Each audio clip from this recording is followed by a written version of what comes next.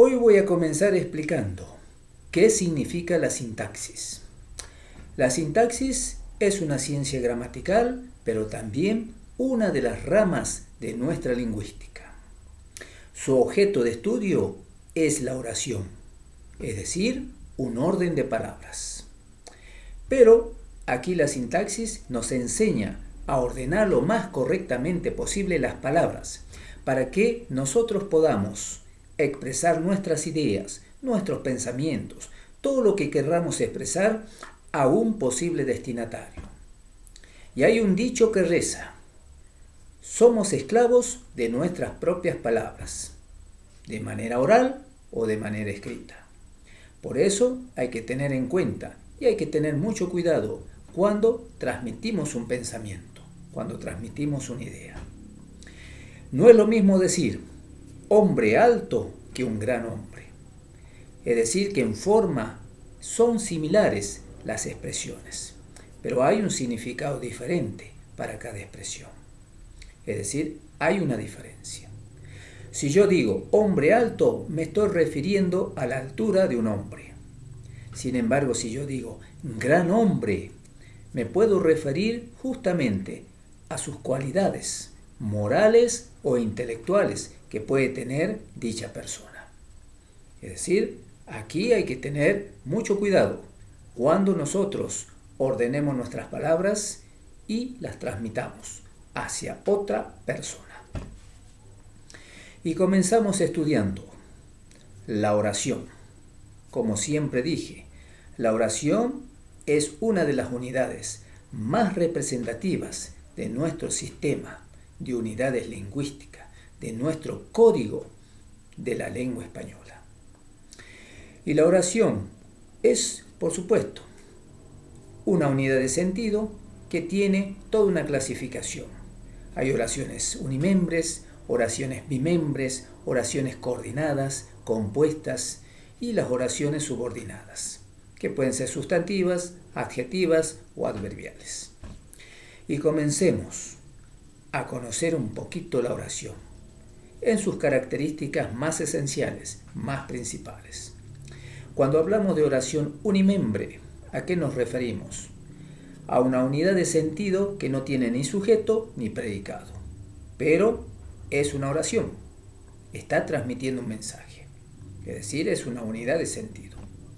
Un ejemplo: el sol brillante, la calle sucia, el árbol caído. Entonces, ¿qué queremos decir con esto?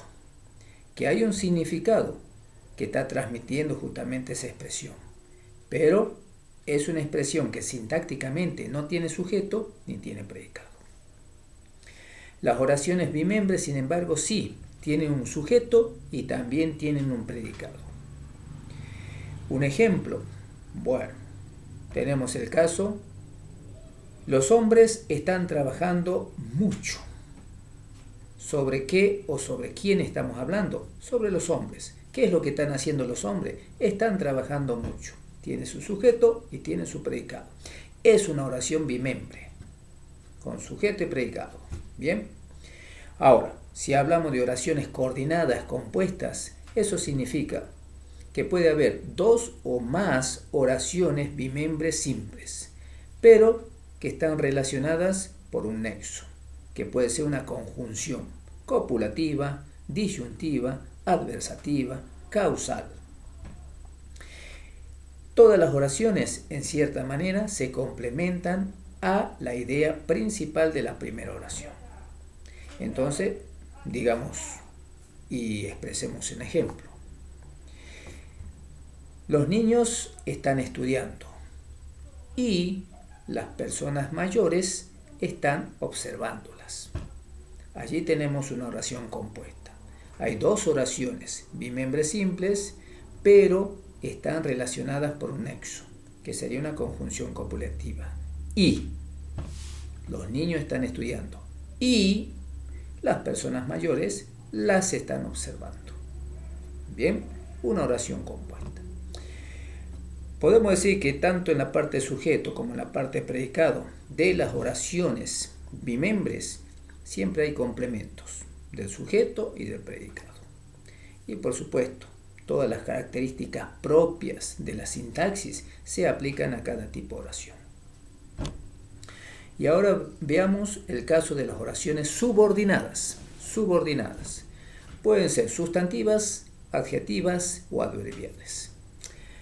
Las sustantivas, las adjetivas, bueno, utilizan ciertos subordinantes. Es decir, en este caso serían pronombres relativos. ¿Por qué? Bueno, porque la oración principal está siendo complementada por otras oraciones subordinadas, dependientes de la oración principal. Por eso se denomina oraciones subordinadas.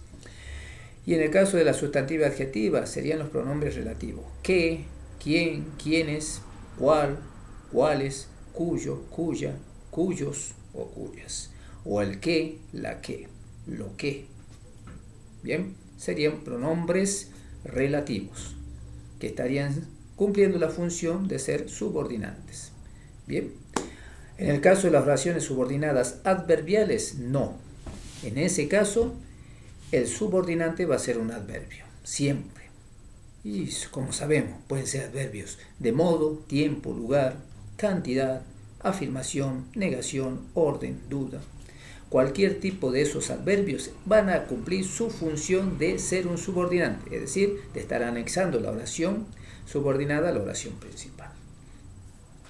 Y aquí estamos observando cómo se trabaja la oración en toda su amplitud, en toda su complejidad.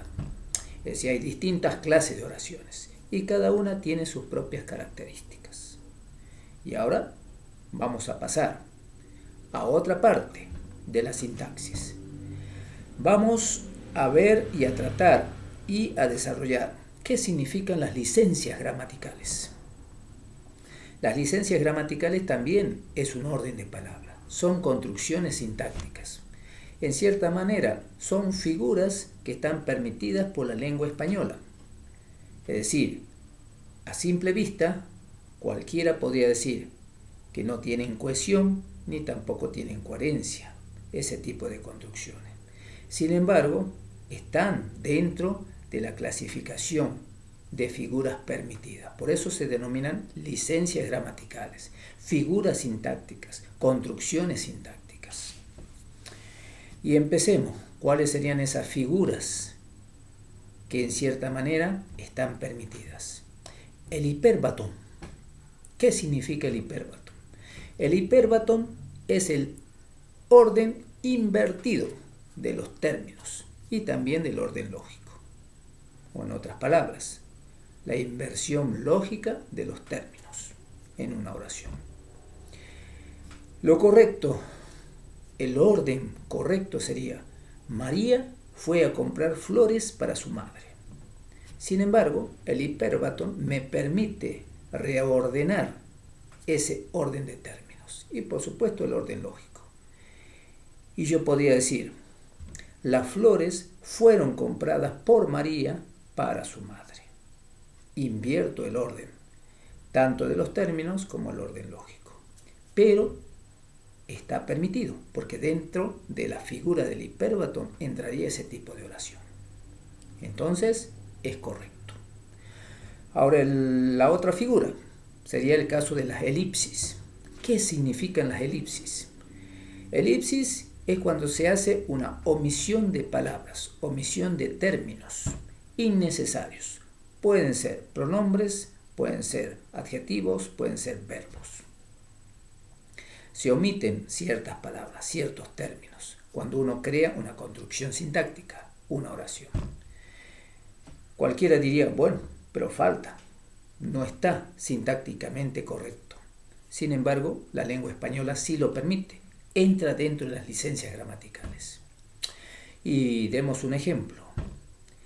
Vinieron desde Buenos Aires y se fueron hacia otro país. Y allí estamos observando la omisión, justamente. ¿Quiénes vinieron? Ellos. Pueden ser personas, pueden ser hombres. Vinieron desde Buenos Aires y se fueron. ¿Quiénes se fueron? Ellos. esas personas que han venido desde Buenos Aires. Entonces, estamos omitiendo justamente de quién o sobre quién estamos hablando. Y aquí sería un pronombre. Bien, ellos. Está sobreentendido. Nos damos cuenta, interpretamos sobre quién estamos hablando. Entonces, es correcta la oración. Más allá de que a simple vista parecería que fuese incohesiva, incoherente. Pero no, es correcta. Otra figura permitida justamente por estas licencias gramaticales. Tenemos el caso del pleonasmo. Pleonasmo, ¿qué significa? Es cuando se agrega de manera innecesaria términos o palabras o expresiones. Se agrega. Pero el agregar esos términos o esas expresiones o esas frases es correcto. Es decir, estamos reforzando a la idea. No nos guiamos tanto por la forma, sino por la idea. Reforzamos la idea. Y demos un ejemplo de pleonasmo. Lo vi con mis propios ojos. Yo con decir lo vi es suficiente. Se supone que si algo estoy viendo va a ser con mis ojos, con mi vista, con mi visión. Bien, ahora el que agregue yo lo vi con mis propios ojos, y ahí estoy agregando ciertos términos a lo que ya estoy expresando al principio, al inicio. Estoy reforzando la idea. Bien, es decir, está permitido reforzar la idea a través de otros términos, de otras expresiones. Entraría dentro de la figura del pleonasmo. O lo mismo sería el caso de que yo diga, nosotros mismos lo haremos. Nosotros mismos lo haremos. Estoy agregando la palabra mismos. Sería suficiente con decir, nosotros lo haremos. Nosotros vamos a hacer determinado trabajo. Pero si yo agrego la palabra, nosotros mismos lo haremos, bueno, estoy reforzando justamente de quién va a hacer ese trabajo de una manera más enfática, más específica. Entonces, está bien, está permitido, entra dentro de la figura del pleonasmo. Entonces, eso significaría esta tercera figura. Y la cuarta figura, dentro de las licencias gramaticales, se denomina silepsia. Silepsia. ¿Qué significa? Es una falta aparente de concordancia. Aparente. Es decir, hay concordancia si lo interpretamos. Pero aparentemente, a nivel sintáctico, parecería que fuese incoherente. Es decir, que no hay concordancia entre sujeto, predicado, entre justamente el sustantivo con el verbo, depende. Y demos un ejemplo. Su majestad. Ahora, entre paréntesis, el rey está callado. Si yo diría simplemente, su majestad está callado, majestad entraría dentro del género femenino. Me estoy refiriendo a la reina, a una mujer. Su majestad, si yo diría su majestad está callado, no habría concordancia entre majestad y callado, que se encuentra en género masculino. ¿Sí? Pero sin embargo, yo aclaro, entre paréntesis, su majestad, entre paréntesis, el rey está callado. Entonces, allí entraría la silepsia. No habría, digamos, incoherencia, no habría falta de concordancia. Es decir, estoy aclarando que el rey, su majestad, entonces se ampliaría su significación. No solamente sería para la reina, o sea, para una mujer, sino también podría ser para el rey, su majestad. Estoy aclarando. Entonces, entraría y sería correcta esa expresión. ¿Bien? O también podría decir este otro ejemplo. La multitud de fieles ingresó al templo. Multitud se encuentra en número singular. Entró al templo. Es decir, allí estaría, en cierta manera, faltaría a simple vista esa concordancia. Multitud singular, ¿sí? Entrarían al templo. Me estoy refiriendo a muchas personas, Es decir, también estaría el número en plural. Entonces diríamos que hay una falta de concordancia entre multitud y los fieles que están entrando al templo. Fieles, es decir, son muchos. Sin embargo, hacemos una interpretación sobre esa oración y nos damos cuenta de que multitud me estoy refiriendo a muchas personas. Justamente, fieles serían también muchas otras personas. Entonces, entra dentro de la figura de la silepsia. Estaría correcta esa oración. Más allá que a simple vista no habría concordancia. Son 4 las figuras permitidas dentro de la lengua española. Bien, hasta aquí podemos decir que estamos tratando justamente distintos contenidos de la sintaxis. Y ahora pasemos a otros contenidos. Los vicios de construcción, lo que no está permitido por la lengua española, pero que por lo común la mayoría de la gente sí lo aplica, es decir, utiliza esas expresiones. Y lo escuchamos permanentemente, diariamente. A veces no nos damos cuenta, justamente, porque nosotros, a través de la comunicación, no pensamos mucho lo que estamos aplicando como conocimiento. Es decir, la práctica a veces es más veloz. La práctica es mucho más que la teoría. Bien, comencemos con los vicios de conducción, lo que no está permitido, lo incorrecto, pero que lo utilizamos en la práctica. Los barbarismos. Barbarismos, ¿qué significa? Barbarismos sería la utilización o el uso de términos o frases impropias. Si yo expreso hacer buen gobierno, es incorrecto. Lo correcto es decir gobernar bien. Bien, entonces allí estaría utilizando un barbarismo. Hacer buen gobierno. Ese es el barbarismo. Esa es la expresión incorrecta. Lo correcto es gobernar bien. O si yo digo, por ejemplo, hacer la cama, que la mayoría de la gente lo dice, es incorrecto, es un barbarismo. No está permitido dentro de la lengua española. Lo correcto es decir, voy a tender la cama. Bien, ahí estamos viendo. Un ejemplo más sobre barbarismos. Bueno, podríamos decir, asuntos a resolver. Incorrecto. Lo correcto sería asuntos por resolver. Bueno, estos son ejemplos de frases o vocablos impropias que no tenemos que utilizar, que tenemos que corregir. Es decir, no están permitidas dentro de nuestro código de comunicación. Y ahora pasemos a los galicismos, o sea, términos o frases o expresiones provenientes de la lengua francesa, pero que no están permitidos dentro del código de la lengua española. Ejemplos. Pegar los afiches. La palabra afiche es común, pero es incorrecto, es un galicismo. Lo correcto es decir, pegar los carteles. En vez de afiche, peguemos los carteles. Otro ejemplo.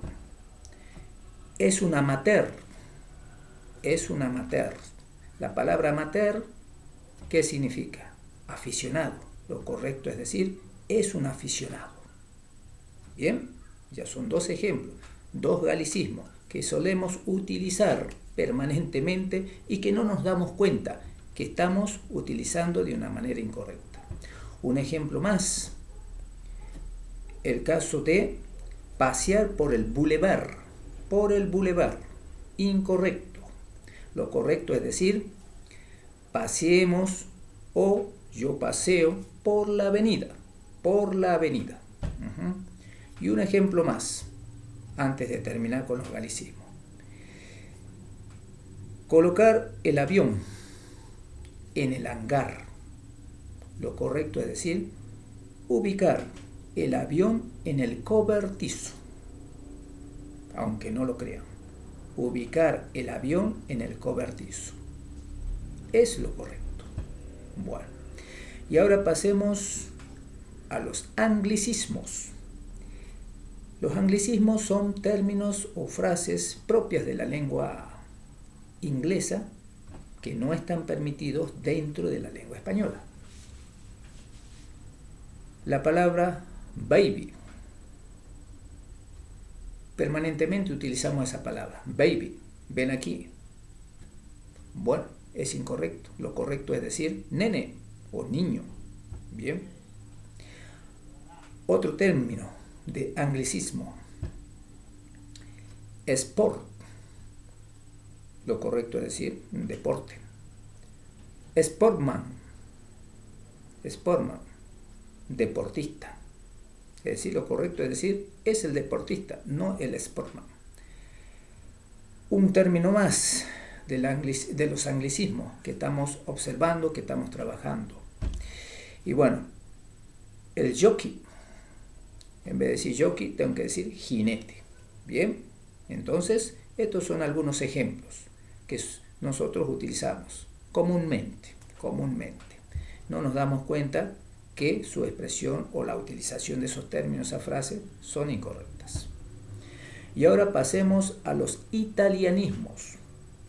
Términos o frases provenientes de la lengua italiana que no están permitidos por la lengua española. La palabra vendetta, que uno escucha permanentemente a veces. No, lo correcto es decir venganza. Bien. Otro término, a sottovoce. Lo correcto es decir a baja voz. O retardando. Lo correcto es decir retardando. Bien. Influenza, con Z, influenza, que por lo común uno escucha, a veces en los hospitales, a veces a los médicos mismos. Lo correcto es decir la gripe en vez de influenza. Bien, estos son ejemplos propios que nosotros tenemos que corregir cuando nos comuniquemos, oralmente o por escrito. Bien, ahora pasemos a los germanismos, términos o frases provenientes del alemán como código, que nosotros sí lo utilizamos. El caso de Chop o Bock por vaso de cerveza. Es decir, que decir Chop por vaso de cerveza es incorrecto. Tenemos que decir, es un vaso de cerveza. O Kaiser por emperador. Bien, a veces en el fútbol se escucha, es el Kaiser. No, lo correcto es decir, es el emperador, es la autoridad máxima. Kindergarten es incorrecto. Lo correcto es decir, un jardín de infantes o un colegio para niños. Bien, hasta aquí serían, en cierta manera, los vicios de construcción provenientes de otras lenguas que no están permitidas dentro de la lengua española, la que nosotros utilizamos para comunicarnos. Y ahora continuemos un poquito más sobre los vicios de construcción, lo que no está permitido. El caso de los vicios de sintaxis. Algunos ejemplos. Los vicios de sintaxis se producirían, por ejemplo, en el caso de decir niños y niñas buenas. Es incorrecto. Lo correcto es decir niños y niñas buenos. O también escuchamos a veces, ¿qué horas son? ¿Qué horas son? Es incorrecto. Lo correcto es decir, ¿qué hora es? ¿Qué hora es? Bien. Reloj con cadena o sin cadena. Incorrecto. Lo correcto es decir, el reloj con cadena o sin ella. Bien, esos serían algunos ejemplos de vicios de sintaxis. Y después viene o está el caso de la anfibiología. Anfibiología, ¿qué significa? Es cuando no hay mucha claridad en la expresión, cuando uno no es muy específico en lo que está diciendo. Entonces eso da lugar a confusión. Un ejemplo: Juan y Martín se fueron en el auto. Pero no estamos especificando en qué auto se fueron, si en el auto de Juan o en el auto de Martín. Solamente dije, Juan y Martín se fueron en el auto. ¿Y en qué auto se fueron? Falta especificidad, falta en cierta manera determinar bien lo que estamos diciendo. Bien. Y eso también es muy común escuchar a muchas personas. Hay que ser específico en lo que estamos diciendo. Ir al punto. Eso es. Otro caso, la monotonía o pobreza lingüística. Por lo común, a veces cuando no tenemos mucha lexicología, mucha terminología, repetimos y repetimos las mismas palabras, los mismos términos, repetimos las mismas frases. Entonces estamos cometiendo justamente un vicio de construcción. Estamos cometiendo una falta lingüística. Tenemos que hacer mucha lectura, así podemos conocer mucha terminología. La lexicología o las terminologías nos ayudan mucho para ser rico en nuestra expresión. Variable, esa es la idea. No siempre utilizar las mismas palabras, las mismas expresiones, las mismas frases. Bien, eso sería este caso. Ahora, otro caso, la redundancia. Es cuando repetimos y repetimos las mismas ideas, pero con diferentes términos o diferentes expresiones. Eso también es incorrecto. Si yo digo ejército de soldados, con decir simplemente es el ejército, es suficiente, porque me estoy refiriendo justamente a un contingente de soldados. No es necesario decir ejército de soldados. Con la palabra soldado es suficiente, ya me doy cuenta que es justamente un contingente de soldados. Bien, no repitamos las mismas ideas con diferentes términos o expresiones.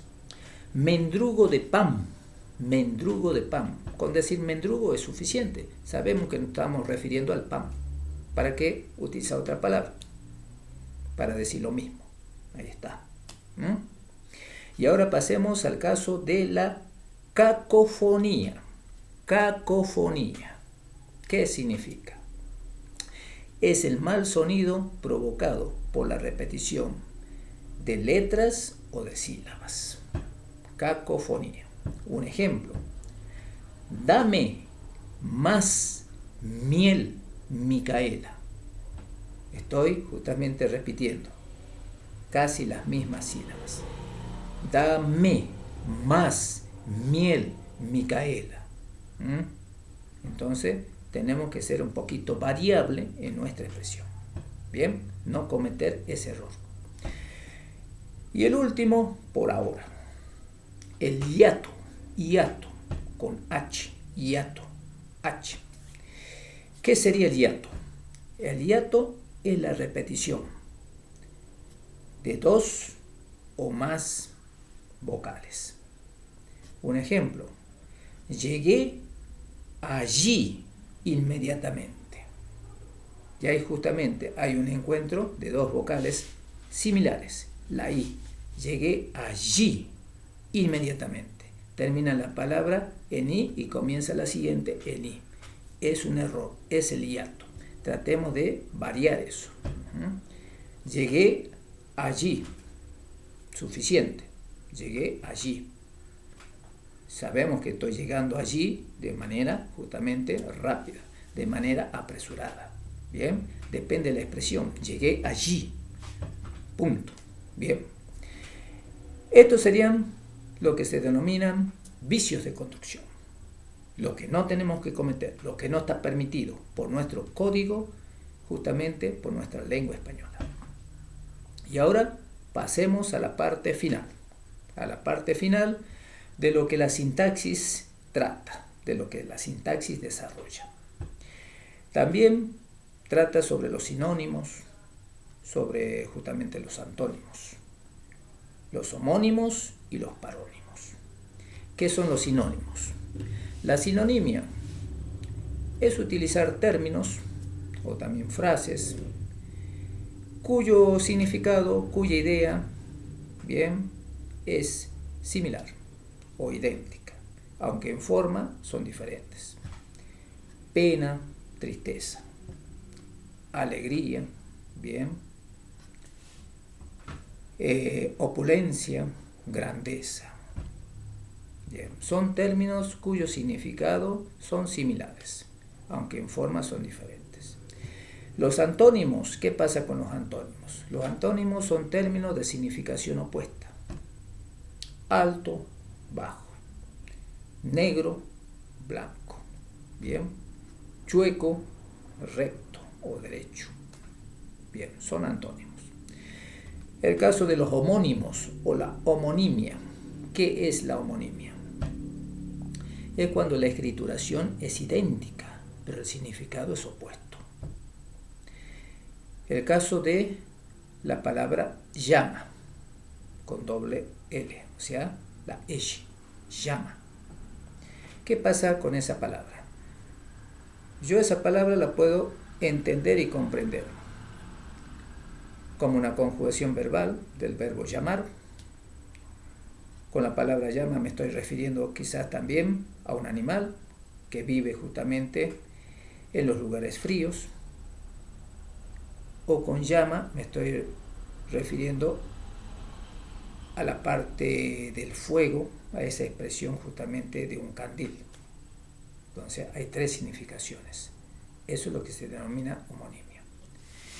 Escrituración idéntica, pero la significación puede ser diferente, puede ser ambigua. Y ahora otro término, un ejemplo más sobre homonimia. Vela, con B corta, vela.